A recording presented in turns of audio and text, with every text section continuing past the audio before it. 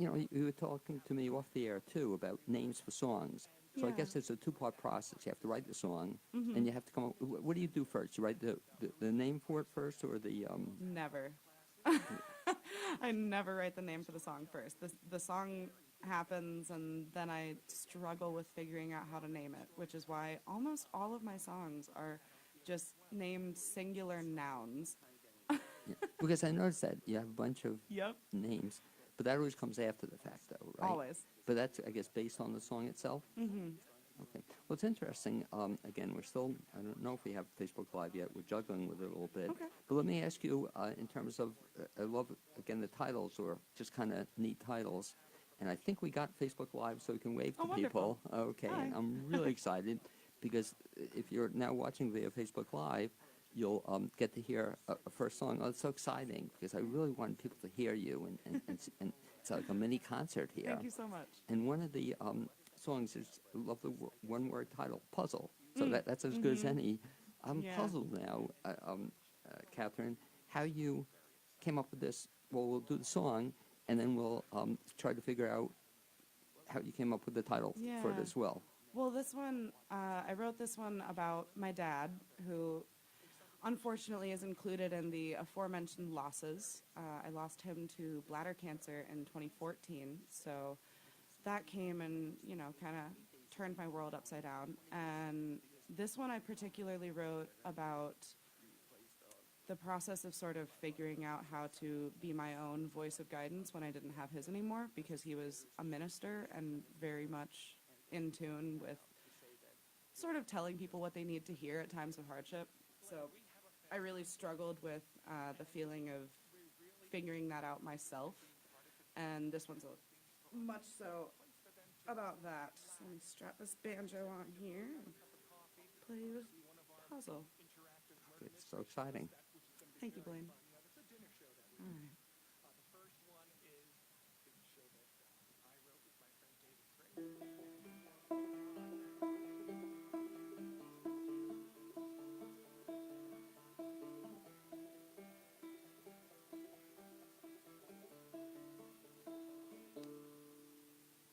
You gave me the pieces, left them on the floor, lined up all the edges, flew right out the door.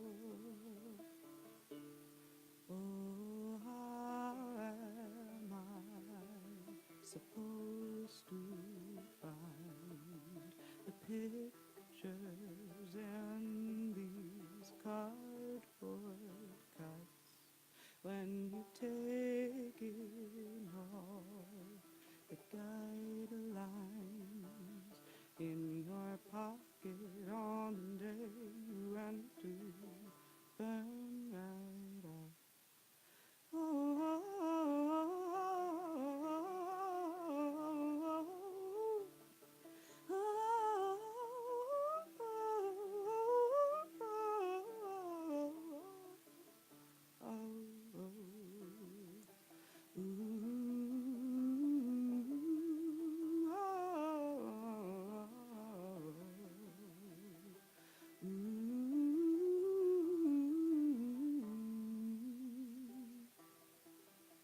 You gave me a puzzle,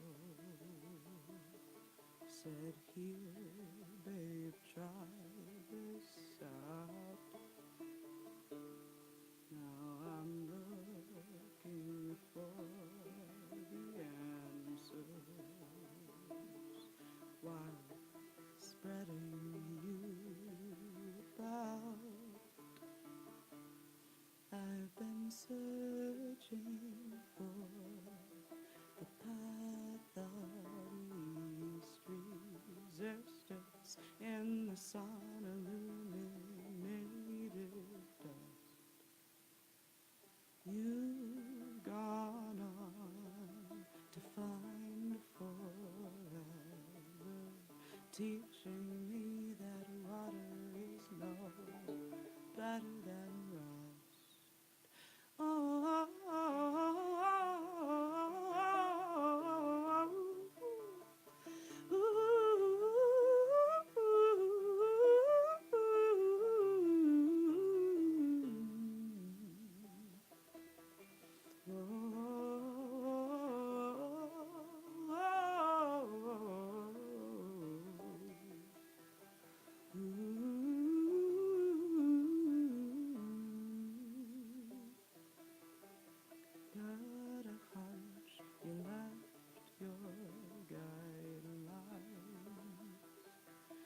somewhere deep inside my heart. But playing a game of follow the leader is always so much easier than figuring out where to start. Oh, oh, oh,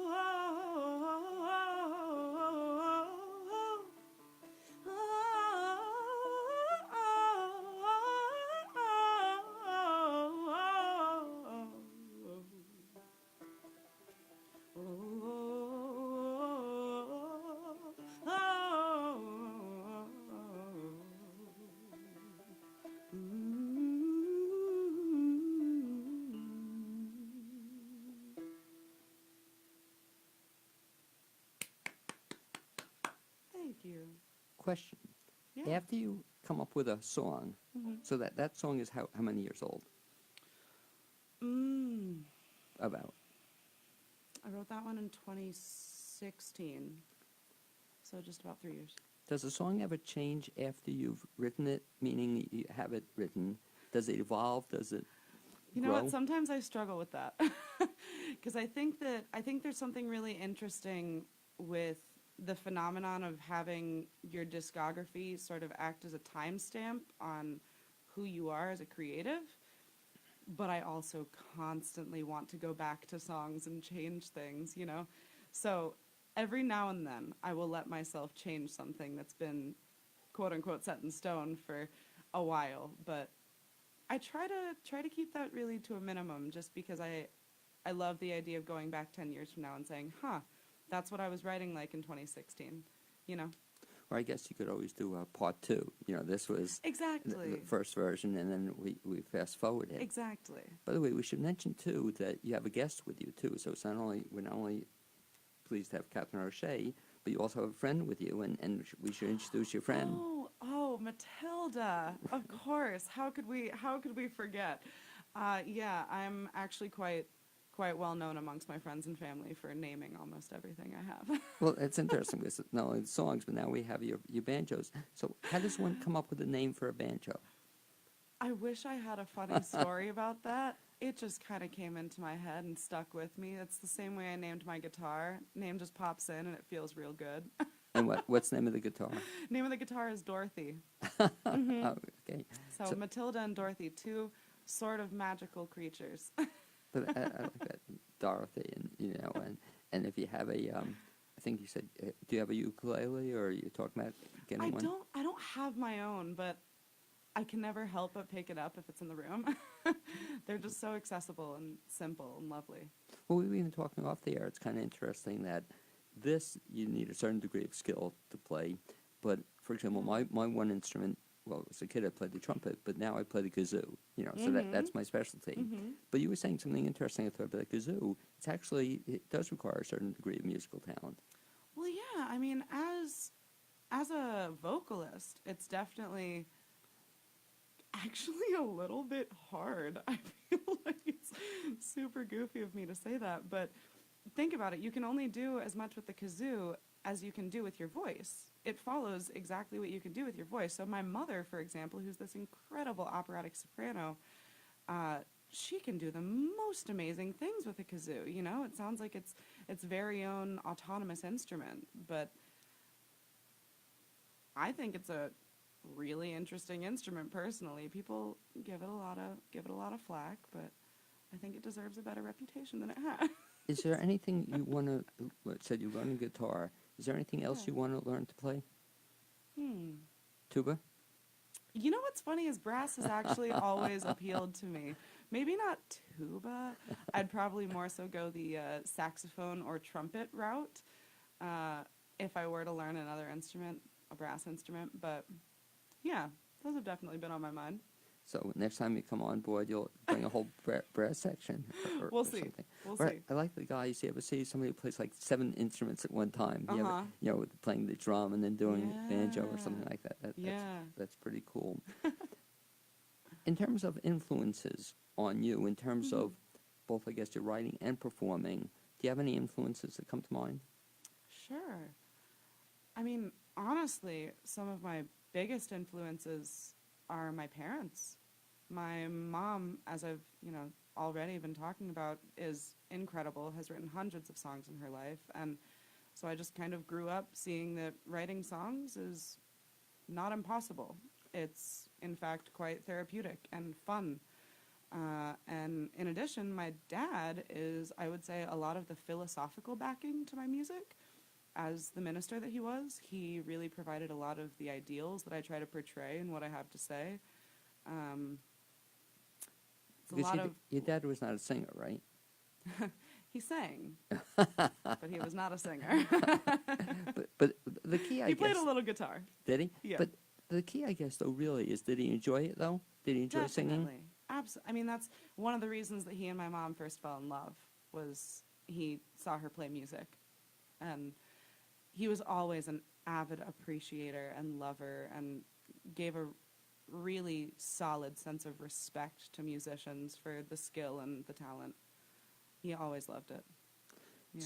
So you've been playing since you were a kid. You're now into the songwriting thing. Do you prefer singing or writing songs? That's an interesting question. I would say that, oh, wow. I don't know if I could pick one. They have their own unique benefits. Singing for me has become something that's almost mindless. It's a walking therapy, if you will. A dear friend of mine, Riley, always jokes with me that I sing at least 6 hours a day. It's probably true. But writing provides a lot of catharsis and therapy for me as well. So not only is it almost like a way of journaling for me, but like I said, it's gotten me through hard times, more times than one. In writing music, again, I've always wondered about this. Is this something you do every day, or you sit down and say, I'm going to write a song, or how often and when do you do that? So a lot of people say that you should write a song every day, whether it's terrible, whether you like it or not. I have tried that method, and I won't sit here and pretend that I'll hate it forever. Right now, I do not like it. I don't like trying to write a song when I don't even have so much as an idea of what I want to write about. But when I do want to write, what I like to do is sit down with a voice recorder, banjo, and a notebook, and just kind of turn everything on and get all of it out and sort it out later. But I wouldn't say that I do it every day. Probably a few times a week, on average. Do some songs come to you easier than others? Oh, definitely. Like what's, I guess, the shortest time you've ever written a song, and then maybe the longest time? I mean, some songs take years. Right. Some songs take years. The song Wind of mine that you actually heard me perform with my mom, that one took a long, long time, about 2 years, I think. Some songs, though, take 15 minutes. Well, I feel bad as you're saying it. It's funny, I thought about it last night when I reached out to your mom via Facebook. Mm-hmm. And wow, I should have had her come on, at the same time as you, put you both on the spot. And we will have your mom on a future show. Mm-hmm. But since you mentioned it, again, it just knocked my socks off the first time I heard you sing that song. Mm-hmm. Are you up for singing Wind, even though your mom's not with you? I would love to. Okay, could you please? She does. She adds such a lovely harmony to this one. It's just fantastic. She has such a gorgeous, clear soprano. But yeah, I would love to sing that one. I wrote this one about living in a house in Atlanta. We actually had a tree fall through our ceiling. So we were living in a construction zone for about 6 months, and I would wake up every morning and there was this really bitter wind coming right into the bedroom, and there were birds and squirrels and all sorts of things just coming into our house. So that's the basis of this song. Fortunately, I was able to take a little bit of positivity out of the whole thing. But. And this one took you said, a long time to write? Well, yeah, I actually began it far before the tree ever fell in. And a lot of the songs that I write end up feeling like what I like to call message in a bottle songs. It's like eventually I'll come back to a bit of a song and it'll sort of feel like, oh, that's what that song was supposed to be about. now I understand, now that this thing has happened in my life.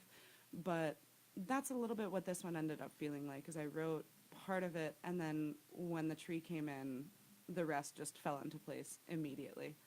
So this one's called Wind.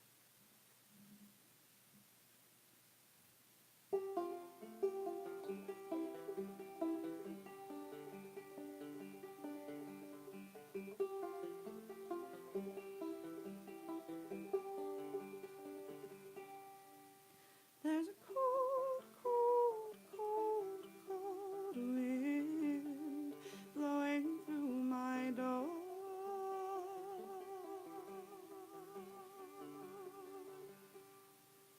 There's a cold, cold, cold, cold wind blowing through my door.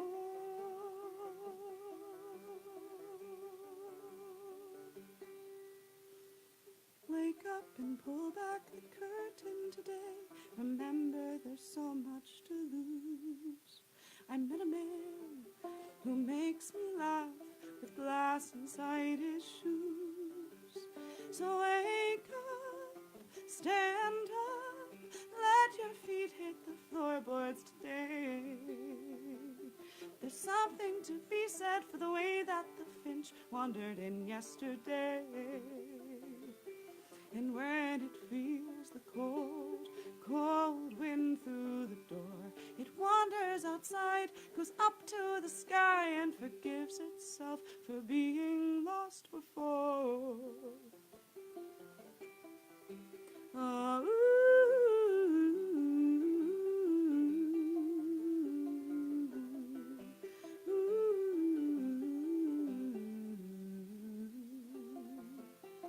you don't know this world like you think you do. Stories will unfurl unlike you think they're supposed to end. The edges of this web hung in far too many trees. Spiders are spinning the threads far too fine for you to see. And there are creatures living in places that you'll never be in. There are teachers reteaching the lessons you forgot to read.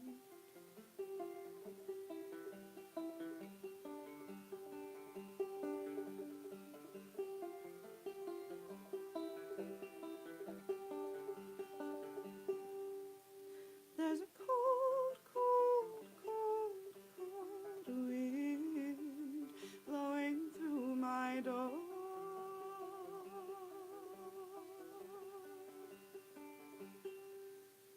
There's a cold, cold, cold, cold wind blowing through my door.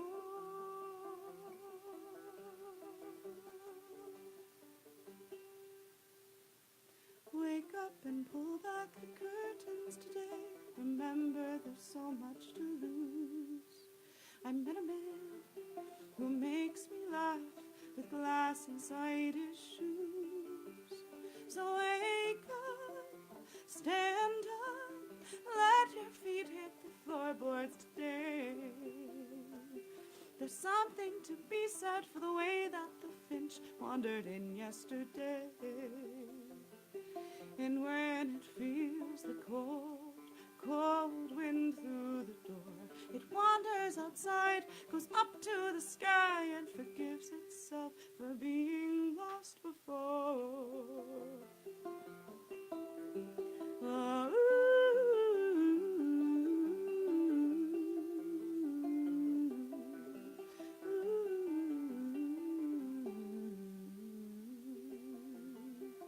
I have never felt a wind quite like this before. Never had a wind blow in through the ceiling and out through the door. As much as you might want to curl up and hide, limbs will still crack and come crashing inside. And the storm is just raging out there to remind you, walls that you built can still crumble behind you. And everything looks clearer when has had a chance to settle down.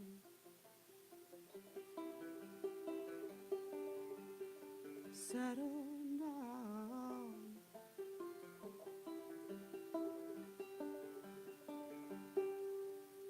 There's a cold, cold, cold, cold wind blowing through my door.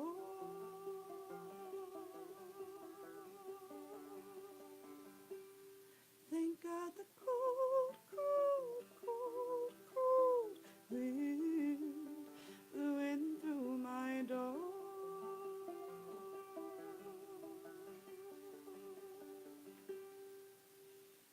Wake up and pull back the curtain today. Remember, there's so much to lose. Beautiful. Thank you. And I can just see it, you singing that song with your mother. Yeah.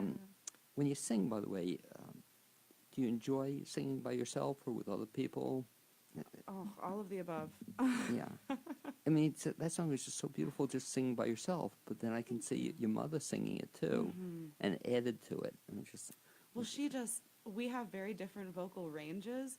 She is such a gorgeous high soprano, so she just adds this really wonderful third above that cold, cold wind hook, and it just gives me chills every time. you mentioned that was motivated by a wind, when you were in an apartment. I also heard something else that some guy in there. Is that a real person? Or? It is. So that was the partner that I was living with at the time in that house. And that song was actually inspired by the fact that he and I were sitting together on the couch under where the tree came in, not 5 minutes before it happened. So it ended up being a really sort of soul-shaking experience, very, very terrifying, and it definitely brought us closer together. It was only a month after we had moved in together, so it was pretty intense to go through that in a brand new house, and he definitely astounded me with the way that he was so prepared and jumped right into action and took care of things, and we really kind of helped each other through that time. So that was definitely part of the inspiration. I should mention, just a short break here, that underwriter support for this show on WPVM is made possible by BLAINEWSORLD, a blog that contains information about Asheville's theater scene, reviews, tidbits of information that you'll find useful, and some jokes that are hopefully not too risque. If you'd like to be added to the mailing list with this missive, just send an email to bginbc@aol.com and put subscription in the subject line.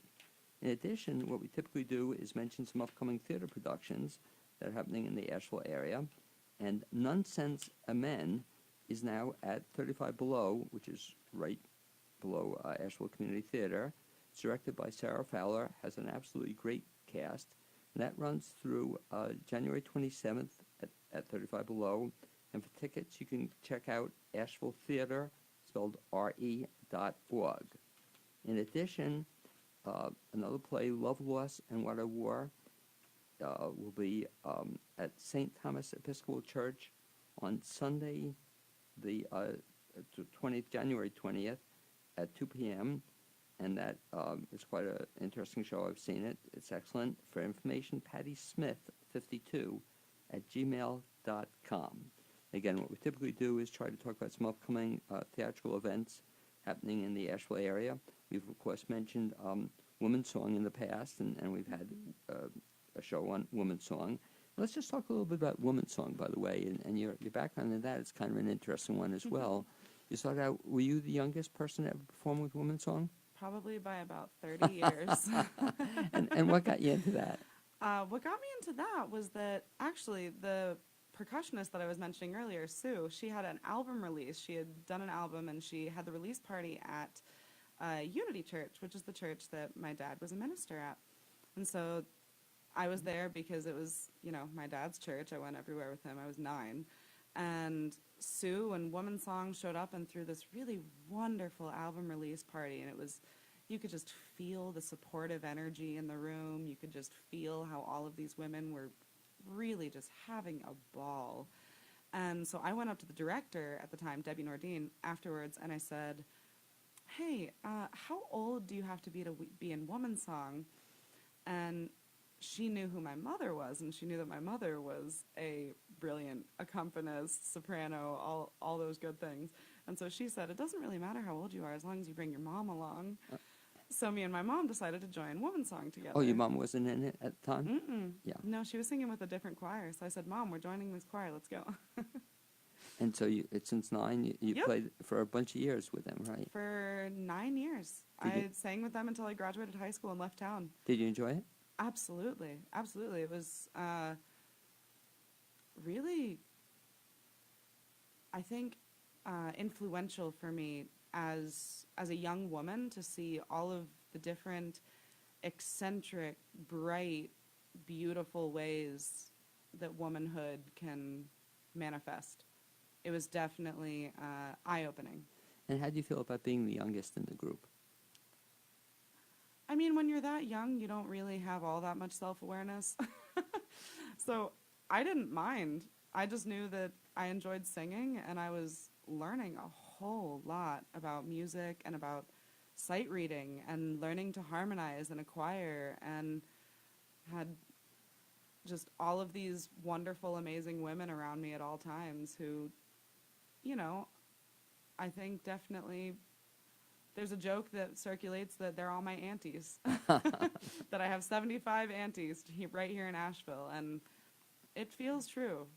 So. Well, one of the exciting things was the fact that a couple months ago I got to see you at a Women's Song concert. Was that the first time you made a comeback? Yep. Oh, that was so Yep. cool. You were a guest artist. Yeah. And that was just such a great event that to be part of that and to see you perform. It was so much fun. Was it? Whoever said you can't come back, you showed that you can return. Exactly. So Exactly. that was exciting. And so with Women's Song, were you performing elsewhere too, or were you singing and writing, I guess, in addition to the Women's Song? Like When I was with Women's Song? Like in school, where you were performing? Yeah. So in school, I was really mostly in theater. Did a lot of theater in school, and that's where I got my start sort of getting used to being on stage in general. But beyond that, I used to, sing at the church that my parents ran, and I'd sing there all the time. I'd sing with Woman's Song. I'd sing in my house. Because I noticed you don't come across as being very laid back or very nervous when you sing. It just seems like a very natural thing for you. Thank you. I mean, That's a great compliment. No, I you're comfortable. appreciate Yeah, it looks like you're comfortable on stage. Are you? it depends on the day, but mostly, yes. Now, as you were singing "Wind," I was wondering, do you also write poetry? Yes, I do. Now, I guess there's a tie-in, or Leonard Cohen, for example, can write poems and become songs. Does that ever happen with you?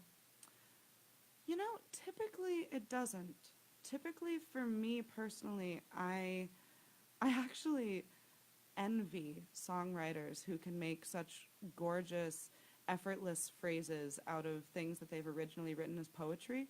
For me, the melody and the words tend to come at the same time. So whenever I'm writing poetry, it always feels like a chore to put it to music later. I've tried it, and I have done that a little bit with a few songs, but some people it's like you can write the words first and then just make it sound so effortless. And Because I've I was always going thought to that's ask you, amazing. it is. I mean, just to listen to you, I mean that you do both, at the same time too. Thank you. It's just really cool. When you're writing a song, do you see yourself eventually, like you're writing it, do you eventually see yourself singing it, or does it, like, in your mind, are you seeing that it's going to be a song and that you're going to eventually perform it? Yeah, definitely. It's typically more so like when I'm writing, I'm singing. So I really do. I turn on a voice recorder and I just start sort of singing lyrics, and whatever comes out gets filtered through. It gets refined. I get certain ideas that think, oh, okay, that's a really good thought, but I don't like the exact way that it's worded. Okay, this melody needs a little bit more oomph over here, How about other people performing your stuff? Does that happen? Other people To this day, not yet. I don't think. That'd probably be interesting to see. I mean, besides bringing people in with me. Right. But yeah, I don't think I've seen other people. I mean, that'd really be cool, like a woman's song concert. Can you imagine? Yeah. Of all your stuff, you know. I won't lie, my stuff doesn't lend itself all that well to a choral arrangement. It's rather eccentric that way. Talk about something else you do. Again, your range of interests it's kind of certainly eclectic, you know, and certainly interesting. So I found out the first time I think I met you that in addition to writing songs, you also are involved in puppetry. I am. And how did you get involved in puppetry? Oh, that's a great story. So actually, how I got involved in puppetry was originally through Woman Song. There was a woman in there by the name of Lisa Stirs. You have met her. You've interviewed her. She's fabulous. She knew me from the time I was 9. Fast forward 12 years, and I was back in town. I was working at a restaurant, and this was just a few months after my dad had passed away, so a very raw, vulnerable part of my life. And she walked into the restaurant that I was working at, that I was bartending at, and she said, "Kathryn, why on earth are you working in a bar? in a bar? I need puppeteers." And I was like, "Okay, well, that's nice. I need money." And she said, no, you don't understand. I'll pay you. Let me teach you how to be a puppeteer, and I'll send you on the road.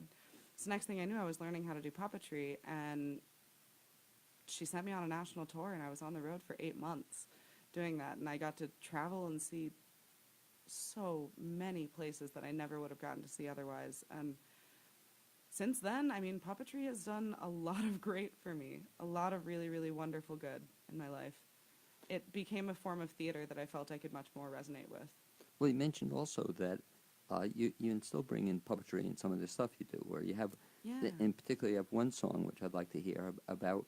I guess it's about puppets, or is there puppets involved in the song? Is that So it? not in the song. Okay. The song came first. Gotcha. And then later on, Lisa encouraged me. She's still my mentor. I still work with her to this day. Lisa encouraged me to create a puppet show to it. So with her help and her faith and her drawing expertise, I was able to put a show together, and it's actually really exciting. I'm going to be performing this show at a show that I'm doing at Static Age Records on February 9th, which is, I'm just over the moon excited for it. They have a projector screen in the space, so I get to do this shadow puppet show that I've created for the first time in a musical context. I've only done it in puppetry contexts until now, so very exciting. But the song itself is called Tomatoes. Okay, and it's another, again, one of these one-word Yeah, titles. I know. So let's hear Tomatoes. All right, so Tomatoes. And This we'll one- imagine there are puppets in the background. Yeah. Okay. little shadow figures, sort of drawing all the pictures out for you. This one is about a garden that didn't go exactly as planned.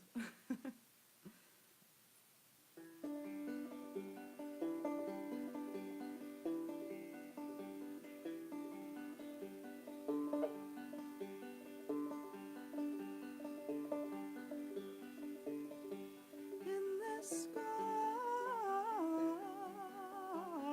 garden, we have found tomatoes.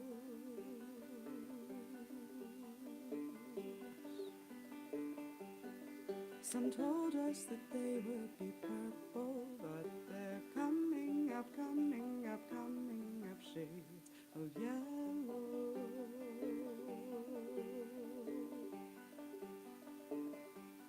But the rabbits and the slugs agree with me.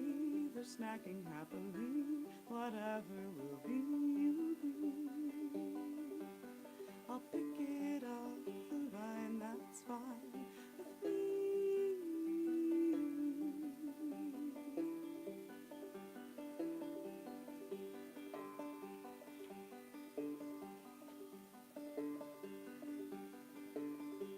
In this garden,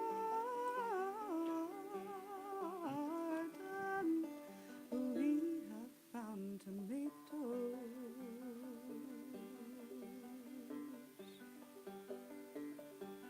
We were told they would fill up our pond, but they're tiny and bite-sized, so who cares how thick the stem grows?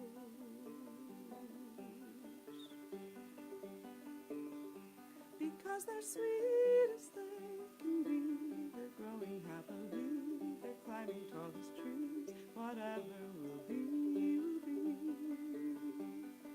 I'll pick it off the vine, that's fine with me.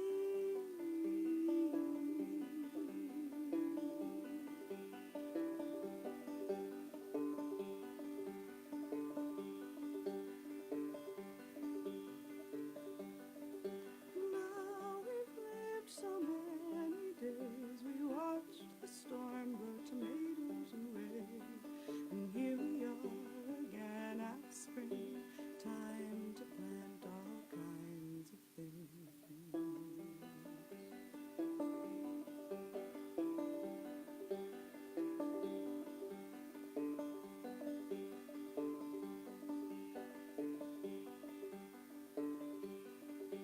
Trust in the rain and the lightning the same. There will soon be a day when the fruits will outweigh the water.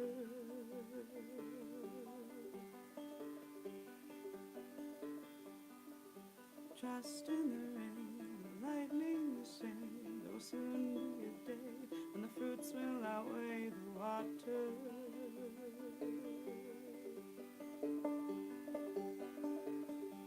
In this garden, I think I'll plant tomatoes.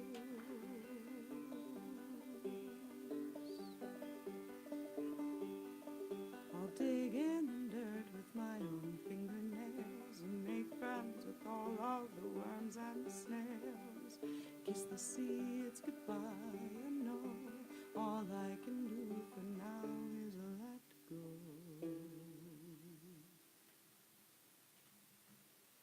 What motivated the song Tomatoes? Tomatoes. Truly, the same house that I lived in Atlanta that had the tree fall through it, we inherited a garden. So we moved in June, I think, maybe July. And the people that had this garden, they said, okay, there's Cherokee purples in there. It's going to be fantastic. They're all planted, ready to go. You just got to water them, make sure they're happy, and you'll have Cherokee purple tomatoes. So fast forward about 3 weeks or so, we've got little tiny yellow cherry tomatoes. So I just kind of took that metaphor and ran with it. It's interesting. We could do a whole series of songs on vegetables. I know. What? Vegetables, nature, yeah. Well, it's funny because another song I'd like you to sing segues into something else I just saw on the internet today. I'm on the internet before we came in, and I saw that apparently yesterday, I missed it, was National Bagel Day. Oh. And I was so upset, because I like bagels. But it's just, I don't know if you've ever done a song. By the way, if somebody gave you a concept, could you come up with a song? It's definitely something that I'm getting into. Absolutely. It is a whole lot easier for me to write when there is sort of an idea here, write about this topic. Then it's generally pretty easy for me. The struggle with me as an independent songwriter is sort of coming up with, okay, well, what do I want to sit down and write a song about? So when someone hands me the idea, it's like, yeah, I can write a song about that. Another local singer-songwriter, Jeff Thompson, do you know Jeff? At any rate, he has that capability. He can write a song for somebody, and just give them a topic. But in the back of your mind, keep in mind bagels. But it segues into the last song I'd like you to sing, and just the title caught my attention, Holiday. So, National Bagel Day. I don't know. What holiday were you thinking of when you wrote Holiday? So when I wrote Holiday, it was on Thanksgiving, and it was, I was alone. I ended up having to spend Thanksgiving alone because I was part of a puppet show that had a very rigorous holiday schedule, and so I was, kind of sitting there feeling a little sorry for myself, but mostly pretty tied up in memories of holidays past because the holidays were around the time that my dad got sick and passed away, so since then, holidays have been a little tricky to navigate. So, Holiday, I wrote about that. And it's a bit more of a sort of anthem to get you through. Okay. All right.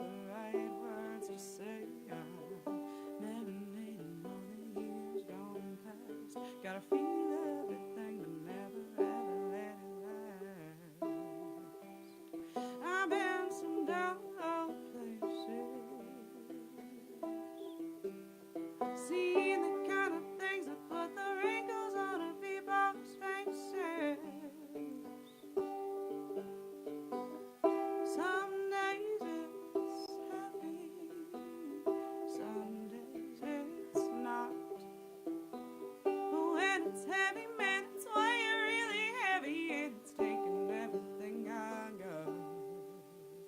So boil down the cranberries, throw in the rolls. We're gonna make it, at least that's what I've been told. Baby, till you got 'em breathe a little deeper, you can make it up this mountain. You climb much steeper.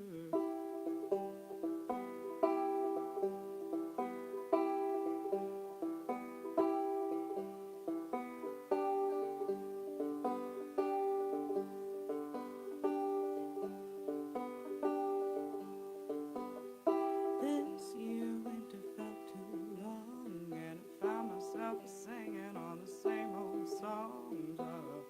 Grass was growing, but it wasn't any greener. There was snow upon the ground, and there was ice in my demeanor. I've been some dull places, seen the kind of things that put the wrinkles on the people's faces. Some days it's happy, some days it's not.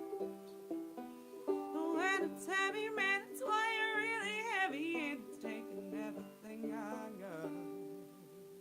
So boil down the cranberries, throw in the rolls. We're gonna make it, at least that's what I've been told. Baby, till you got 'em breathe a little deeper, you can make it up this mountain. You climb much steeper. Boil down the cranberries, throw in the rolls. We're gonna make it, at least that's what I've been told. Breathe a little deeper, you can make it up this mountain. You climb steeper. Good holiday song. Thanks. Segues also into moving forward from, we just went through a holiday season. Upcoming for Kathryn O'Shea, I know you have the one show you mentioned. It's going to be February, what is that again? February 9th, Saturday night. It's at Static Age Records, which is this really great little record store on Lexington Avenue, and they've got a lovely little listening room in the back. So And if people want to know information about that or find out more, you have a website? I do. It's KathrynO'SheaMusic.com. It's spelled KathrynOshea music.com. And aside from that show, upcoming plans on recording. Are you going to be doing some recording? Yes, I'm currently working on recording an album with my brother, who is a really talented producer, MG O'Shea. He's just excellent. I feel so insanely lucky to have him on my side. So I'm working on recording with him, but also I was really fortunate to just recently place in the Brown Bag Songwriters Competition, so that awarded me some studio time as well. So very exciting. But right now I'm just up to my ears in preparation for the February 9th show, which is so much fun because I have these great local artists that I'm promoting. Cow Baby. It's a folk duo. It's right here. Two good friends of mine. They are absolutely incredible. They're going to open the evening, and then we have Melanie A. Davis and Fate McAfee, who are going to be second that night, and they're coming all the way from Murray, Kentucky for this. I was very fortunate to meet them last fall and get to perform with them at a little house show, and they told me they'd love to come back sometime, so Fate's got an album release in Boone that weekend, so it worked out perfectly. So it's going to be, what, Kathryn O'Shea and Friends? Sort of. Yeah, we're calling it an acoustic intimate listening room evening, something like that. Okay. And so you mentioned also off there that you do some of that as well, too, that you have people can contact you for what you call a house concert. And you've done that. Sure. And what is a house concert? So a house show, I mean, it's where somebody offers up their home and musicians come in and do their artwork and pass around a basket and just kind of very DIY, put a show together. It's almost like we did today, we have a little intimate show, me and you. Exactly. And so you There's just something really fun with that intimacy. And you do a couple more songs than the 4 songs you did Exactly. today. Are you writing anything now as we speak? Absolutely. Like, how many songs do you write at a time? Oof, right now I think I've got 4, 5 going. Might even be more than that. But So, I have 4 or 5 that I'm actively working on. which is really cool. So you don't typically then just write one song and then finish it, start the next? You kind of Oh no, I would never get anything done. I would never get anything done if I wrote it that way, because a bit comes and then I think, okay, well, I don't know if I'm feeling that one anymore, so I have to move on to something else, and then, okay, well, this day I'm feeling inspired by this. And one all more time, depends on the day. Kathryn, Best Bet is your website. They can find out about upcoming shows you'll be doing. They can also find out about Yeah. some of your recordings. That website again is what? KathrynO'SheaMusic.com. And I'm also on Instagram and Facebook under Kathryn O'Shea. You can find my music pages there. Okay, I'd like to thank you very much for being my guest Thank you. This today has on been the a pleasure. BLAINEWSORLD Show. I'd also like to thank my producer, Amy Prisnash, and Zuzu Welsh, who provided the music you heard at the beginning of the show, and you'll now be hearing at the end. I look forward to having you join me next Wednesday at 9 a.m. here on the new WPVM LP in Asheville, North Carolina. You can also listen online at WPVMFM.org, or you can go to WPVM's Facebook page. I'm really excited, Kathryn, because as I indicated, I think that Facebook eventually did kick in on this, Wonderful. so we'll be able to see the show over and over. So thank you very much, Kathryn, and we'll look forward to seeing you folks next week.